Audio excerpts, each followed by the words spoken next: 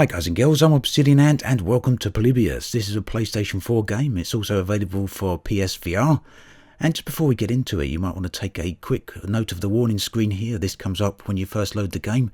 It does feature a lot of flashing colours, so if you have any issues potentially associated with that, then you might not want to watch the video. I'm about to continue on and we'll jump straight in.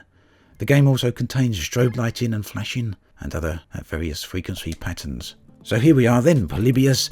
This is a game by Llamasoft, and of course the guy behind that is the famous Jeff Minter. This is a shooter, or psychedelic shooter I guess it could be called, or maybe even a space shooter if you really want to stretch your imagination a little bit.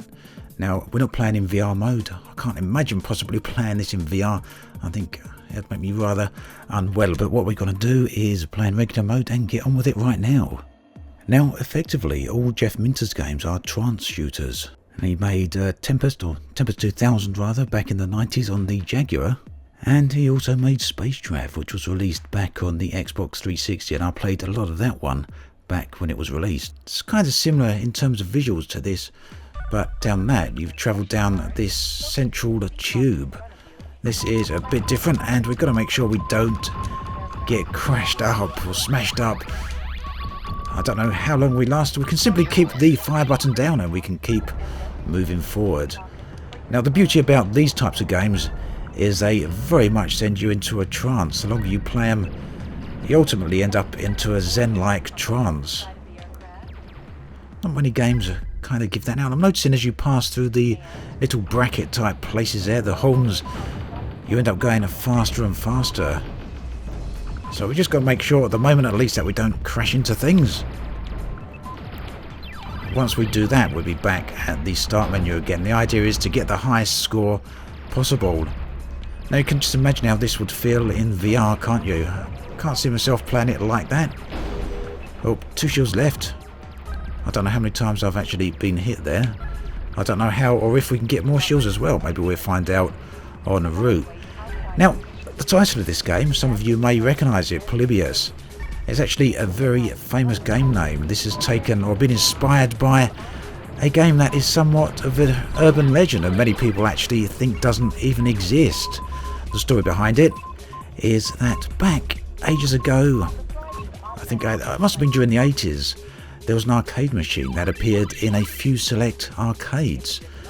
And effectively, very much like this, had psychedelic visuals, although perhaps not quite as striking as this, because obviously the time back then the computers couldn't do this. But well, there was something unusual about the machine. People have very much reported having fits after using it, and epilepsy and all of that. But in addition to that, something very strange did happen.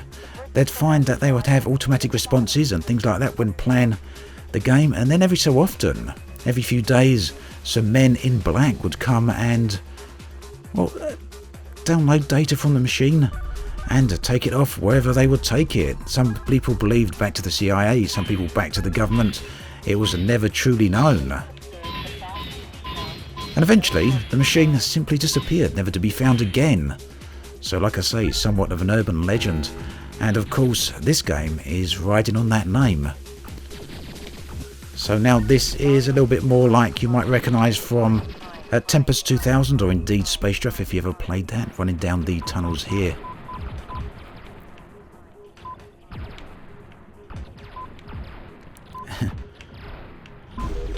Oh, just smashed into something. I didn't see that.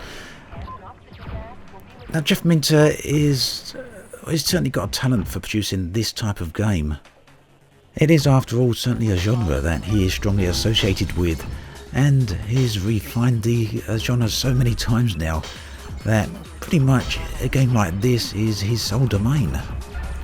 So at the moment the game's only available on PlayStation 4. I'm not sure if it's going to be available on anything else. Probably not on Xbox, since at the moment doesn't have any form of VR. Just maybe it'll come out eventually on PC, because with the Vive and the Oculus there are a number of VR headsets there, but this is starting to go really, really fast now, isn't it? The trick I'm finding at the moment is to look right to the end of the tunnel and not look too close, because if you look too close you won't do too well. As long as you keep shooting, it seems nothing too much is getting in our way, but I am speeding up. And oh, we're down to slow speed again. I was just about to say, I was hoping the faster you get, the higher the score you get, but who actually knows? Guess we'll find out.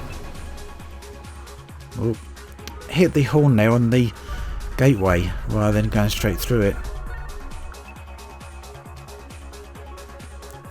Now you do get a bit of an optical illusion effect on this. You may have noticed that the faster you get, eventually it starts feeling like you're actually going backwards rather than forwards. Very strange sensation. Oh, this time we're on the outside of a tunnel, or a tube I guess. And those patterns on the outside there, very, very trippy. Very, very spacey indeed. And those look like X-Wings flying over the top, didn't they? X-Wings from the old 80s cabinet game, Star Wars arcade game. Don't know how many of you would have played that. That's a Star Wars wireframe game. Big, massive classic of its time. Every time I went to the arcade, it was one of the machines I jumped straight on. And those X-Wings look exactly like they're from that game. And it looks like some Space Invader type guys over there at the end. Just clip the edge of that gateway there again. Things are starting to get stranger and stranger along here. It actually becomes increasingly difficult to actually see anything you have to avoid, though at the moment I'm finding I don't have to avoid too much. Some of these pillars I think are indestructible, and I've been trying to drive around those. The rest you can shoot and destroy with your bullets here, but now this time warp effect is even stranger than ever. And some classic Jeff Minter sounds there in the background. Mooing and barring is the sort of thing you'd full on expect to see in more or less any of his games. Now I've just realised I haven't gone round to the bottom of the tube here, but as there's a load of horns up here for speed acceleration. Oh, I'm down to one shield again. I'm just about to say, as there's a load of horns up here for speed acceleration, then I'm just going to remain up the top for now, I guess. Don't know how much further I'm going to be able to get because I've only got one shield left, and after that it will be game over. Let's hope I can make it to the end of this level. Oh no, shield's gone. In trouble now potentially, and doesn't help with everything getting distorted. Oh, we've turned into a bull. Game over. Classic allows restart from your best position. YOLO, no shield increases at the end of the level. Pure, we start at level 1. So I'm going to carry on with the classic mode here because we should be able to carry on from where we got to. Oh no, perhaps not. Looks like we can actually advance to further levels. So the thing about this really is how satisfying it actually feels when you start picking up a lot of speed, and you, just as I was about to say it, you feel a massive pang of regret when you actually crash into something and start slowing right down.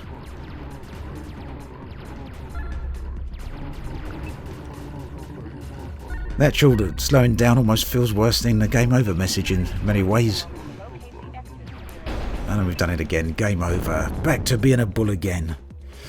Right, we can also jump ahead a few levels here, so what we're going to do is this time start at level 4. You can see level 1, and we can actually move forward to level... Well, you can move level 5 levels forward at a time, but as level 4 is only the first we got at this point, that's where I'm going to have to go to. And the little old X-Wing fighters flying over the top again. If you've never... I can't imagine you would never have heard of that game, but if you haven't ever played or seen the old wireframe Star Wars game, do have a look and check it out on YouTube. You'll see how familiar those little ships flying over actually look. Now, something I found particularly interesting early on, I think it was on level 3, well, we're on level 4 now. Level 3, when I was on the outside of the tubes, there was these large spinning balls that were going over, and that really reminded me of the old ray traced imagery that we used to see back in the Amiga days.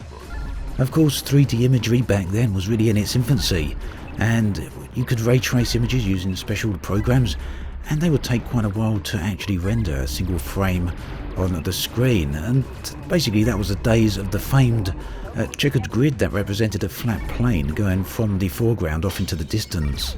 And then, depending on who had created the images, you'd have these geometric shapes, much like the balls up there in the distance, either floating up in the air or sitting down on the ground. So not too hard at all to see what era Jeff Minter comes from.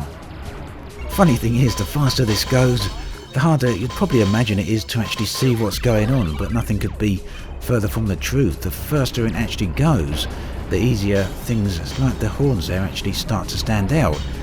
Everything around you gets completely crazy, but just keep your eyes on the horizons and you can pretty much see the horns approaching.